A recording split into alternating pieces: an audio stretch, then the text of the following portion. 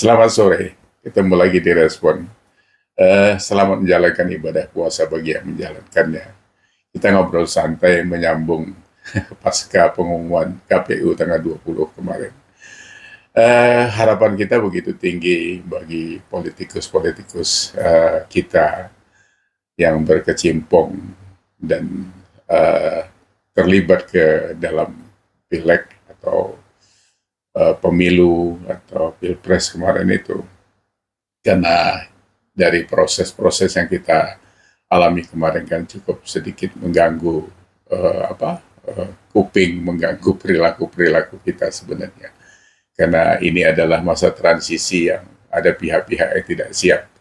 Kalau saya katakan lebih jujur, ya PDI yang paling tidak siap, karena begitu ditinggal Pak Jokowi mereka agak sedikit kelimpungan, walaupun dengan rasa menutup malu yang begitu tinggi, tetap saja sampai sekarang ya, apalagi ya partainya pemenang pemilu gitu. Jadi tadi saya lihat videonya Hasto, bahwa Jokowi efek, tiap efek tidak ada pengaruhnya kepada PDIP. Ya, karena memang menangnya kan dari caleg-caleg yang dipilih.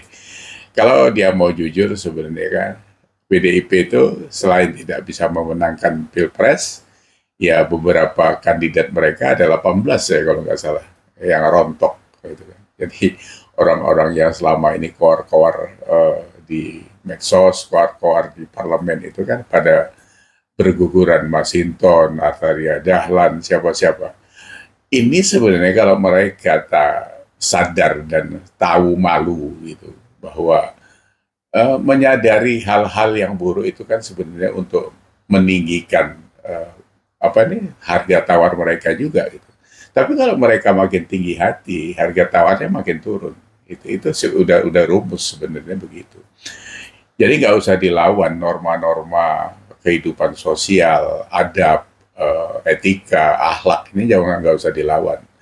Karena selama periode kampanye dan sebelumnya itu kan kita disuguhi oleh perilaku buruk dari mereka sendiri, dari mulai ketua umumnya, apalagi capresnya terakhir Ganjar itu kan kemelinti kata orang Jawa. Ya itu resiko, apalagi kalau kita lihat angka 17% itu kan memang menyakitkan sebenarnya, walaupun ditutupi dengan segala macam bahasa yang seolah-olah tidak apa-apa, tapi ngenes gitu kan. Nah, bagi kita masyarakat Indonesia, khususnya anak-anak muda ini, sebenarnya telah diberi contoh contoh buruk dari politikus-politikus kita ini. Mulutnya kotor, ya, perilakunya jorok seperti itu. Belum lagi yang tidak terlibat di partai tapi menjadi pengamat, menjadi apa sajalah, seperti Refri Harun dan sebagainya. Asegab, siapa itu, yang orang Yaman itu kan. Ini memberi contoh yang tidak baik terhadap anak-anak kita ini, yang berusaha untuk mengkerdilkan Pak Jokowi dan sebagainya. Mereka ini dibilang bodoh, titelnya segudang gitu. Bagaimana mereka mau menggeser Pak Jokowi dari hati masyarakat kalau approval ratingnya 83%? Ini kan sudah bisa, orang bodoh saja pun seperti saya ini ya tahu bagaimana approval rating itu. Artinya itulah suara rakyat gitu. Kalau tidak karena itu, nggak gampang memenangkan Pak Prabowo dan Gibran itu untuk melawan PDIP, itu memang harus diakui gitu. Tapi begitu Pak Jokowi nemplok di sana, selesai kalian. Itu kan sudah kenyataan sekarang. Nah, tapi itu sudah selesai. Harapan kita itu ini sudah selesai. Jadi ongkat, angket dan sebagainya ini sudah tidak perlu ada lagi. Kalau menurut kami gitu, karena nggak ada perlunya gitu, nggak ada urgensinya gitu. Apa yang mau diangketkan? Memang sudah pilihan rakyat jatuh ke situ kok, gitu kan? Jatuh ke nomor 2. Terlepas Pak Prabowo nanti mau seperti apa, ya kita tunggu saja. Gitu. Kan nggak ada jaminan. Yang namanya ke depan itu kan nggak ada jaminan 100% bagaimana mau dibentuk, gitu kan? Itu kan semuanya ada forecasting, ada asumsi, ada macam-macam, ya kan? kalau yang bisa dicatat itu adalah pas data ya, seperti kejadian-kejadian yang kita alami seperti ini. Nah, Pak Jokowi itu legacy sudah meletakkan fakta selama kepemimpinan dia hampir 10 tahun ini, itu sudah membuat Indonesia sedemikian rupa. Nah, yang saya baca di medsos juga, pendukung-pendukung 03, 01 ini kan nggak move on sampai sekarang. Oh, saya aja masih dibantai gitu kan. Dibilang begini, begitu. Yang tidak tahu diri dan sebagainya. Ya nggak apa-apa. Saya nggak tahu diri, nggak apa-apa. Buktinya ya saya memilihnya tidak salah. Buktinya 02 menang kan gitu kan. Kalau kalian kait-kaitkan dulu saya mendukung Ganjar dan sebagainya, itu dulu memang kan bisa berubah. Pak Jokowi yang mendukung Ganjar turun dukung Pak Prabowo, ya saya ikut Pak Jokowi. Kalau kalian sekarang dukung Ganjar ternyata salah, ya buktinya kalah ya kan.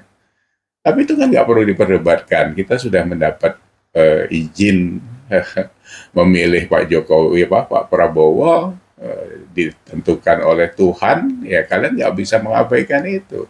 Semua itu ditentukan oleh Allah Subhanahu wa Ta'ala. Jadi Presiden Republik Indonesia sekarang ini Prabowo Subianto, ya terima saja. Nah, itu presiden kita, masa dipaksa? Tadi saya baca tulisannya Mas Gibran ya. Kalau mau angket terus mau ngulang pemilu, terus yang lucu yang 02 nggak boleh ikut. Kayak anak-anak kalian itu ya. Anak PAUD pikirannya nggak seperti itu. Ya. Terus kalau nanti diulang, kalah lagi, diulang lagi sampai menang itu. Ini itu ya Allah, kemaruk tapi tepuruk kayak gini ini gitu. Ya. Jadi kami ini jangan disuguhi lagi apalah lelucon-lelucon yang tidak lucu itu, karena kalian itu sebenarnya nggak lucu kok. Memaksakan kehendak bicara soal hal-hal yang seolah-olah kalian lebih memegang supremasi kebenaran, keadilan, kekuatan, kekuasaan. Sekarang terduduk kalian. Iya kan? Jadi itu namanya roda berputar, itu ya harus kalian alami. Jadi kalau harus sadar bahwa sekarang ini momentumnya baiklah kalau sebenarnya merendahkan diri, merendahkan hati lah, kalau bukan merendahkan diri, artinya mengakui kemenangan Prabowo, sama-sama membangun Indonesia lagi. Nanti kan ada kesempatan lagi 5 tahun, tunjukkan lagi supremasinya seperti apa ya. Kalau nanti rakyat masih menginginkan, ya tetap menang, presidennya siapa yang diusung gitu. Cuma kalau saya lihat-lihat memang nggak ada wakil, nggak ada calonnya sampai sekarang ini. Calon yang kelihatan ya Gibran jadi presiden, punya penerus Pak Prabowo itu, menurut saya itu. Ya, jadi sekali lagi tolonglah kami ini diberi contoh yang baik, itu jangan dicabik-cabik akhlak anak-anak muda kita ini. Bingung kita ngelihatnya gitu. Di satu sisi kalian ngomong hal yang baik, tapi perilaku kalian jelek, jorok. Menurut kita itu jorok. Jadi sekali lagi itu saja yang perlu kami sampaikan. Semoga ini menjadi masukan, mau didengar mau tidak ya terserah, karena ini memang norma yang sebenarnya ya standar universal ya seperti itu harusnya gitu. Kalian nggak tahu saya pakai standar mana itu ya. Jadi sekali lagi kita jaga Indonesia untuk kita semua. Jadi sehat untuk Indonesia, sehat untuk kita juga semua. Sekali lagi selamat menjalankan ibadah puasa. Semoga semua ibadah-ibadah kita bisa diterima Allah Subhanahu wa Ta'ala. Sampai ketemu lagi di Respon. See you.